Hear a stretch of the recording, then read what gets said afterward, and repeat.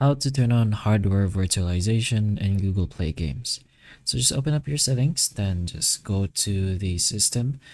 Then once you're there, you're gonna have to scroll down to the recovery section. Then once you're in your recovery, you're gonna look for the advanced setup or startup. Then just press on restart now and restart now again. So it's just gonna go ahead and load for a bit.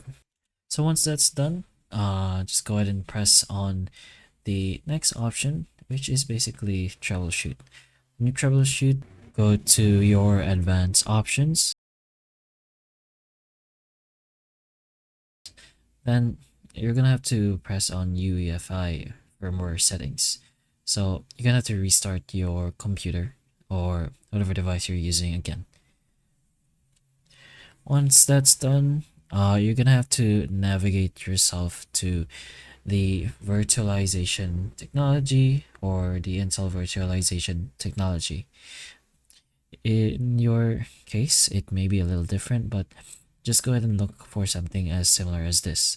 So just go ahead and press on the enabled option and choose the save and exit option. So that's the one of the final steps, of course.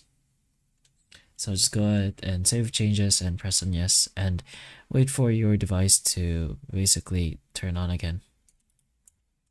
Once that's done, you can go to your task manager and go to your performances, and you should be able to see the status of your CPU in the bottom right corner and its virtualization. But that's pretty much how you do this little process. So hopefully that information of this video can help you, and if it can, please like and subscribe for more videos like this, and that's all.